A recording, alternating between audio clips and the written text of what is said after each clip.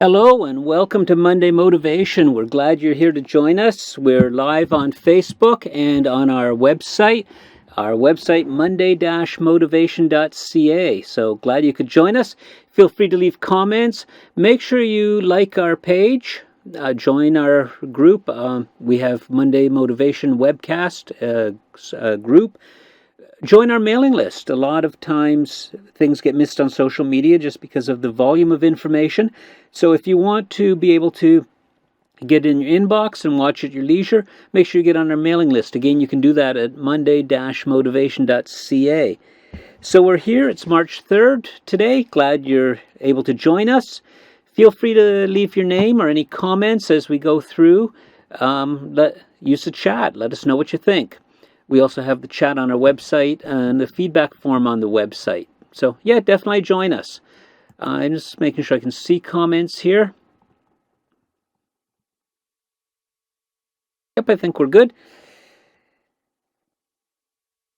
I've encountered recently, well, for over a long period of time, often, or sometimes, and recently more often, encountered people who say, I'm not interested in the church, I'm not interested in Christianity or religion or anything like that because of the hypocrites. And that's the excuse that they use, is there's too many hypocrites, I'm not going to be a part of that. And while I respect their opinion, tonight I want to challenge that thinking and how we approach and what we think about hypocrites. So that is our topic for today. Hypocrites. They're everywhere. Hypocrites. They're everywhere is our topic for today. And we all hate hypocrites. We want to avoid them. I've seen more than my fair share in the church, outside of the church.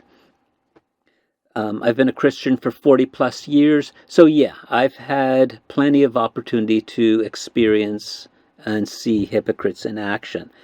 I've seen people rise and fall because of their hypocrisy. And we want to try to avoid them. Who wants to be around somebody like that? They're fake. You don't want to be a part of that. So I can understand why people get frustrated with hypocrites. What is a hypocrite? Well, Merriam-Webster dictionary defines it as a person who acts in contradiction to their stated beliefs or feelings. So you say one thing, but you do something different. That is the definition of a hypocrite. And I would think we have probably all been in that category at one point or another. I know there's been times people have questioned my actions because they had a certain perception of how a Christian should behave, and because I didn't fit that perception, they could have easily construed that, oh, well, he's a hypocrite, because they had a certain preconceived idea. So it's possible, and even times, I'm not perfect. There's probably times that I have said one thing and gone and done something different. Share in the comments. Have you ever experienced hypocrisy or been in that position yourself? But the point that I want to make is hypocrites are everywhere. All sectors, all religions, all ethnic backgrounds, and all groups of people have hypocrites among them. The question is, do I abandon something just because there are hypocrites in that group of people? Think about it. What about, for example, the environment? I could give you an example of many environmental hypocrites who hop on their jet and go preaching about environmentalism, and you got to do this, do this, do this, do this, or the world's going to, go be 10 degrees hotter and we'll all be swimming in the ocean. Yet they themselves have no problem hopping on a jet, flying all over the place, driving their big SUVs and having multiple mansions with a huge carbon footprint. So they're hypocrites in the environmental movement. So now, am I going to abandon my environmental responsibilities because of them? Or am I going to say, I'm going to carry on in spite of you and your bad example? What's the right thing to do? Political example.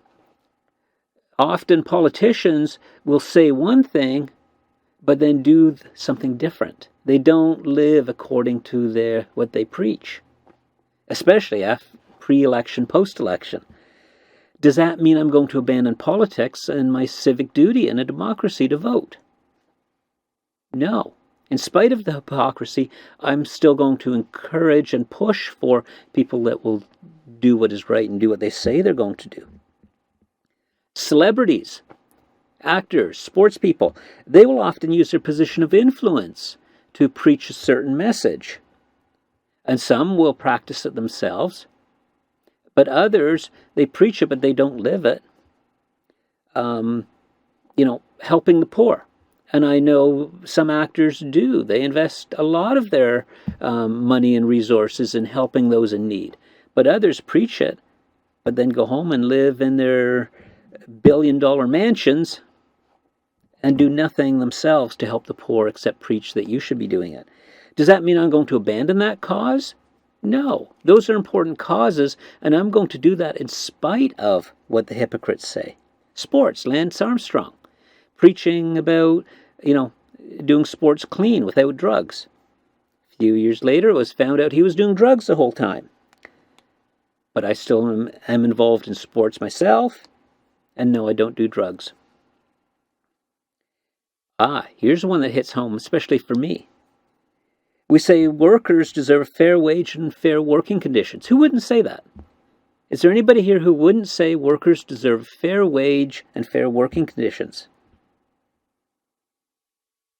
Yet, we have no problem, and I'm starting to become more aware of this myself, we have no problem buying cheap goods from countries that use slave labor or do not treat their workers well, substandard labor conditions. But even the worst one is countries using slave labor. They're getting rich, abusing their own people, and we're supporting it. Are we, in fact, a hypocrite when it comes to that? So there's hypocrites in every group of people. There's no way out of it. But what about Christianity? As with other groups, there are hypocrites in Christianity, and I've seen my fair share. I've seen preachers rise and fall because of hypocrisy, and leaders in the Christian community. But should we use them as an excuse for our inaction? Are we going to allow somebody else's faults and shortcomings to determine how we behave?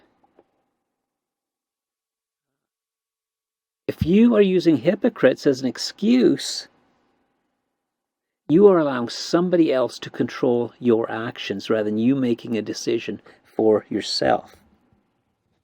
You are responsible for your actions, not somebody else. Think about it. You are responsible. Don't shift the blame to somebody else, just like the environmental and the politics and supporting causes.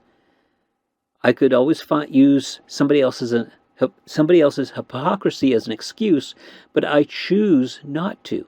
I choose to do what is right. And the same when it comes to Christianity. I'm not using somebody else's hypocrisy as an excuse for my inaction. And you know what?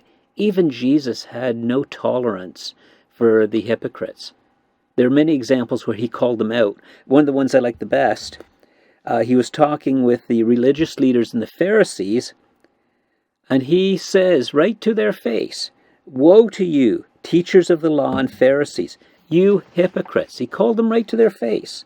"You are like whitewashed tombs, which look beautiful on the outside, but on the inside are full of the bones of the dead and everything unclean. In the same way, on the outside you appear to people as righteous, but on the inside you are full of hypocrisy and wickedness." Even Jesus called out the hypocrites. He has no room for them. He called them out. But God is in the restoration business. Even the hypocrites. If they, let's take a look at King David as an example.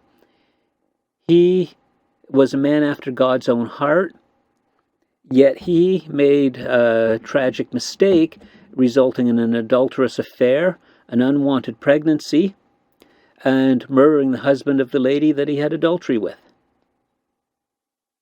You don't get much lower than that in terms of hypocrisy.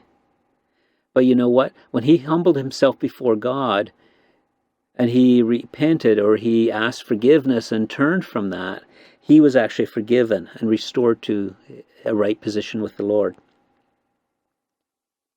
Even at work, I can't blame my coworkers for my inaction. Don't let the failures of others determine your actions. Resolve to do what is right, regardless of what other people do. Resolve to do what is right, regardless of what other people do. You owe it to yourself. What are you going to say when you stand before God? Blaming someone else for your inaction is not going to work. It won't work.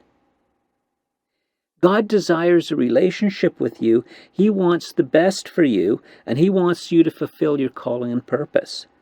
But you'll never get there as long as you make excuses and blame other people. So, 2 thoughts, 2 challenges. One, if there's any hypocrisy in your life, and I examine myself on a regular basis, and if I see something that's not right, I fix it.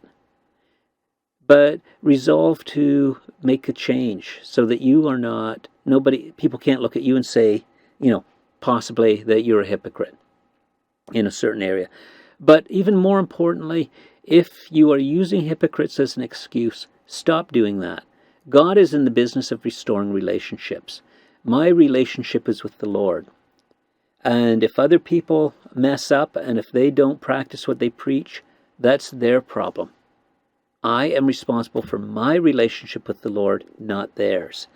So even though I encounter them, I choose not to let them influence my relationship with the Lord. God is in the restoration business.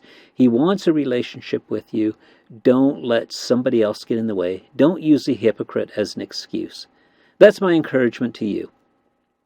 If you have done that, the Lord knows. He's not going to fault you. He wants to restore a relationship. Just say, Lord, I want a proper relationship with you.